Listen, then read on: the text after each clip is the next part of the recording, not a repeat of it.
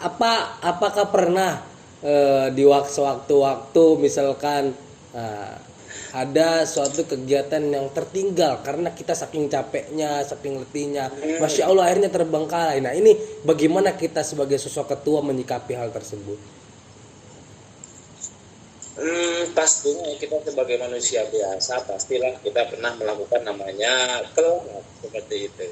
Bagaimana kita telah totalitas dalam satu tugas, akhirnya tugas lain terbengkalai. Ini pernah seperti itu. Ya karena kita manusiawi lah, kita memungkiri fisik kita ini tidak bisa dipersur semaksimal seperti itu. Sekarang bagaimana kita bisa mengantisipasi atau mencari solusi akibat keterbengkalaian tadi? Yang pertama pasti kita mencari solusi adalah kepada teman yang kita anggap ahli di bidang tersebut. Artinya apa tugas yang telah kita tinggalkan ini kita konsultasikan kepada teman yang ikut kegiatan tersebut.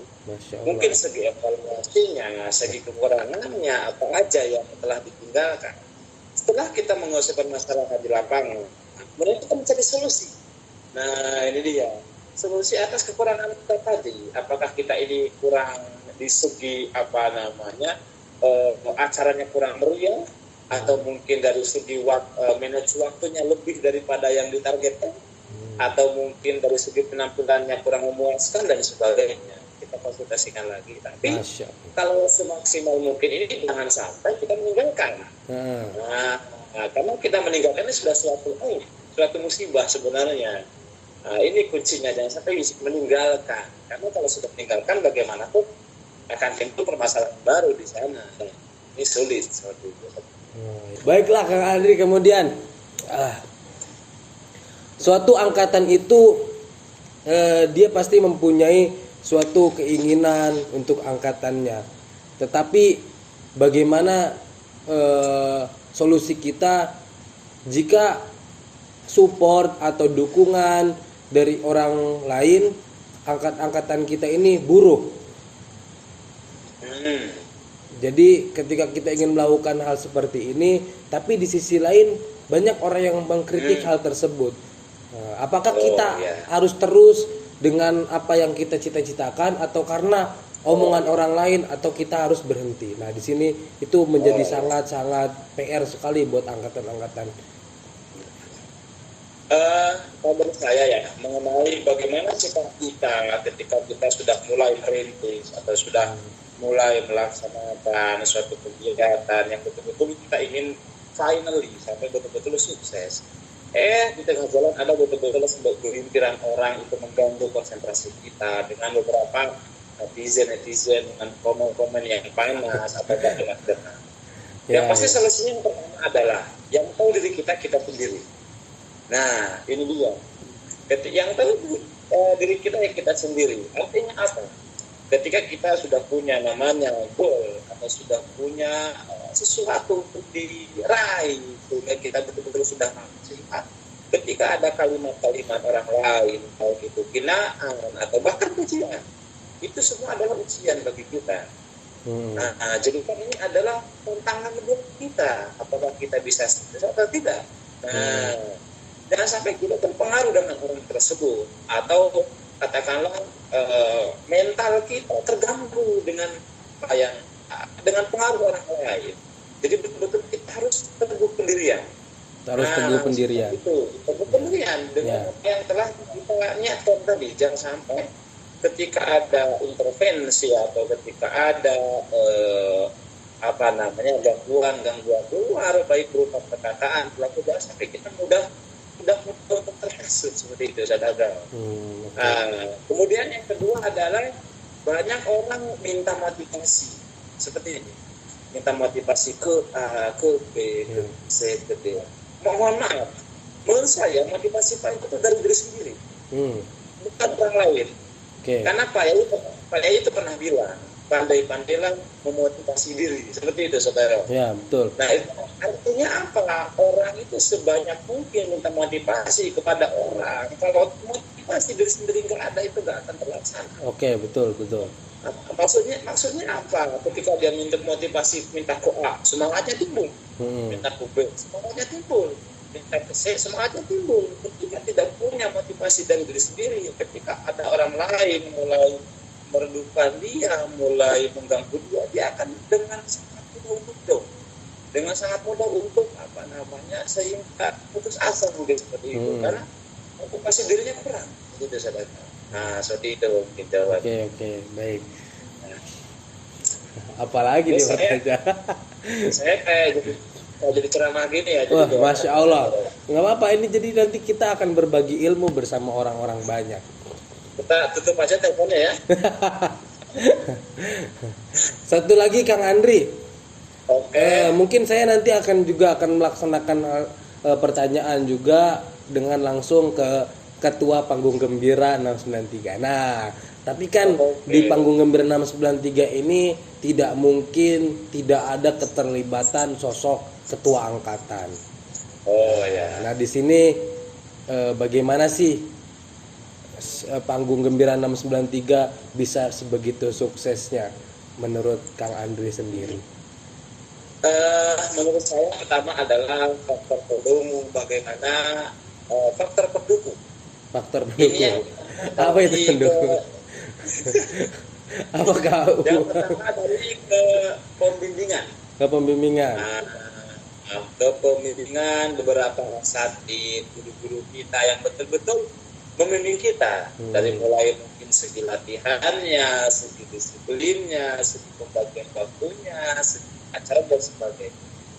Yang kedua adalah bagaimana kita membangkitkan motivasi atau inovasi teman-teman kita. Betul-betul kita memaksimalkan inovasi yang ada atau talenta yang ada kita maksimalkan kepada teman-teman, bahwasanya jangan dihalang-halangi dengan rasa malu.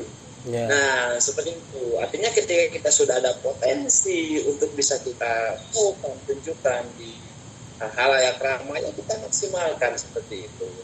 Kemudian yang ketiga adalah bagaimana kita bisa manage waktu. Lagi kita manage waktu. Masya Allah. Ini dia. Manage ini banyak. Bagaimana yang pertama mungkin manage waktu latihan ini berapa jam dan harus dimaksimalkan setiap jamnya itu dapat hasil sampai mana. Kemudian manage waktu masalah latihan mulai jam berapa, selesai jam berapa. Mungkin seperti itu saja. Jadi betul-betul yang pertama adalah kepemimpinan, yang kedua adalah bagaimana kita memaksimalkan talenta yang ada, yang terakhir adalah bagaimana kita betul-betul bisa memanage dari segala sisi dalam proses pelaksanaan. Baiklah, terima kasih Ustaz Andri. Tapi ada satu lagi yang masih ngeganjel nih.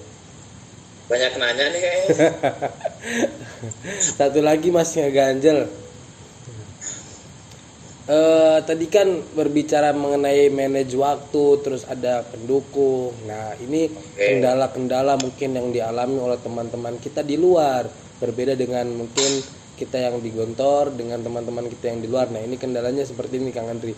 Ketika dari segi pendukung, kemudian dari segi mungkin talenta, setiap orang pasti mempunyai bakat. Tetapi nah ini kekurangan mungkin dari segi pendukung, dari segi waktu, karena di luar mungkin waktu sekolah, ada waktu ini berbeda dengan kita. Nah, di sini bagaimana sih mengatasi itu semua? Karena dari segi pendukung tidak ada, apakah bubar aja udah? bubar aja. Segi pendukung kurang, karena dari segi semangat, dari segi talenta mereka ada, namun dari segi pendukung mungkin agak kurang. Nah, sedangkan cita-cita mereka juga pasti yang namanya Panggung Gembira berpatokannya ke Darussalam Gontor. Nah, kita yang sebagai patokan, apa nasihat kita, apa motivasi kita untuk mereka yang dari segi pendukung atau dari segi waktunya berbeda dengan kita. Nah, itu bagaimana? Ini mungkin pendapat saya seragam ya. Saya kayaknya. Yeah. Nah, kalau kita lihat memang segi kehidupan lingkungan luar dalam ini betul-betul jauh berbeda. Artinya di dalam ini betul-betul kita bisa mengkondisikan. Karena kita sudah ada lingkungan dan dalam satu kop, yaitu karena pesantren. Yeah. Sekarang kalau saran atau pendapat saya ketika di luar, ketika talenta itu sudah ada, semangat itu sudah ada. Kalau saran saya itu bagaimana yang pertama adalah menciptakan lingkungan sebenarnya. Lingkungan. Apa yang maksud lingkungan di sini adalah yang pertama mungkin seperti mungkin contohnya adalah mengadakan kegiatan yaitu latihan. Baik itu mungkin dilakukan oke lah di luar ini kesibukan sangat banyak dan tidak tentu kesibukannya oke lah katakanlah seminggu sekali mungkin. Ini betul-betul ini paling minimalis banget. Nah atau betul-betul bisa dimaksimalkan katakanlah seminggu 3 kali. Nah seperti itu. Kalau dari kita lihat dari kalimat-kalimat tarbiyah, tarbiyah menurut Gontar itu kan jadi bukan hanya bentuk inovasi atau motivasi, tapi yang paling berpengaruh adalah lingkungan. Kemudian kita mampu menjadi contoh. Contoh di sini adalah bagaimana betul-betul penggerak daripada perubahan tadi atau penggerak daripada ketika ingin mengacarakan hal tersebut ini betul-betul yang menggerakkan harus lebih pergerakannya sehingga para bawahannya pun bisa melihat dan bisa betul-betul menjadikan contoh sehingga termotivasi buat bergerak lebih. Masya Allah. Masalah dari mana? Baiklah Kang Andri, kita cukupkan mungkin ini udah 1,5 jam. Dan Kang Andri juga mungkin mempunyai kesibukan di sana, tapi mohonlah terakhir buat generasi milenial, apa sih motivasi buat generasi milenial atau ada kata-kata untuk generasi di zaman sekarang ini sedikit aja, singkat padat.